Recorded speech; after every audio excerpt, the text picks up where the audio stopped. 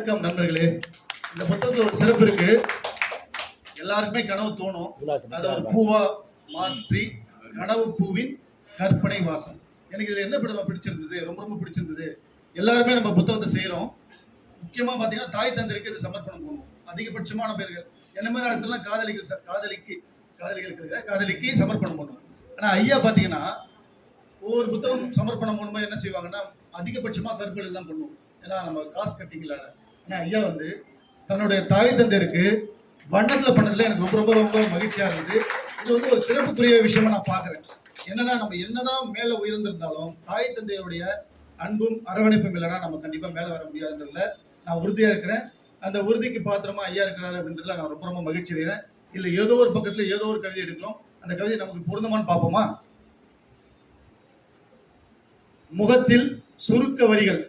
என் முகம் பல இருக்கு. முகத்தில் சுருக்க வரிகள் முதுமையின் விளக்க உரை. முகத்தில் சுருக்க வரிகள் முதுமையின் விளக்க உரை. கரிசல் காட்டில் விரிசல்கள் வறட்சியின் வெப்ப உரை. ஒரு இயற்கைய இவ்வளவு அழகா சொல்ல முடியுமான்றது எனக்கு தெரியல. இந்த கவிதை உங்க எழுதி தான் படிச்சிருக்கேன். ஏன் இந்த கவிதை இதை படிச்சிருக்கேன் அப்படின்னா இந்த புத்தகத்துல இந்த மாதிரியான கவிதைகள்லாம் இருக்கு. ஏன்னா எல்லா புத்தகத்திலையும் எல்லாராலையும் சரியாக எழுத முடியாது என்றாலும் கூட ஒரு புத்தகத்தில் குறைந்தபட்சம் நம்மளை வந்து அட பாரு சபஸ் சூப்பர் அப்படின்னு சொல்ல வச்சுனாலே அந்த புத்தகம் சிறப்பான புத்தகமா நான் கருதுறேன். அந்த விதத்துல இந்த கற்பனை பூவின் கனவு வாசம் நிச்சயமாக எல்லாரும் மனசுலயும் வாசம் வீசும் நம்புறேன். வாழ்த்துக்கள். நன்றி. கண்முனை கவிதை குழுமத்தினுடைய பெயர்களாகவும் விருதுகளாகவும் இங்கே வந்திருக்கக்கூடிய கவி உள்ளங்களை நான் வாழ்த்துகிறேன், வணங்குகிறேன்.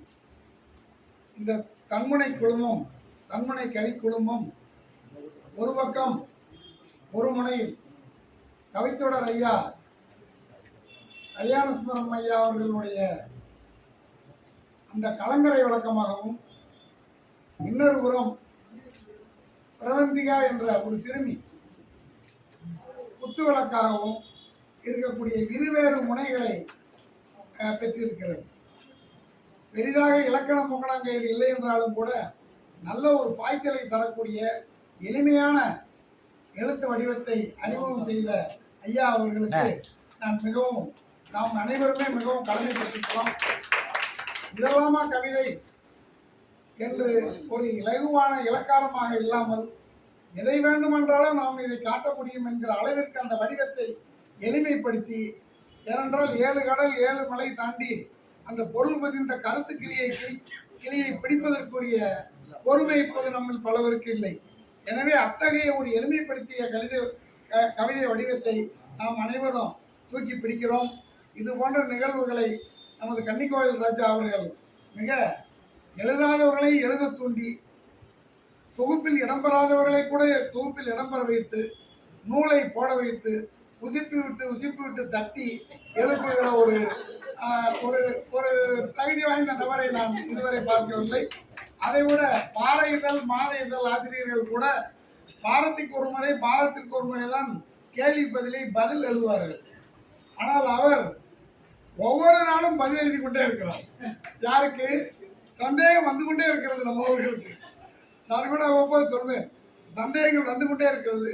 சளைக்காமல் மலைக்காமல் கொஞ்சம் கூட சோறு உறாமல் நம் அனைவரையும் ஒரு மைய புள்ளியாக திறமை வாய்ந்தவர்கள் தனியே, செயல் வீரராக தனியே அவர் இருக்கிறார். உங்கள் அனைவரின் சார்பாக நான் அவர்களை வணங்கி விடைபெறுகிறேன். நன்றி, வணக்கம்.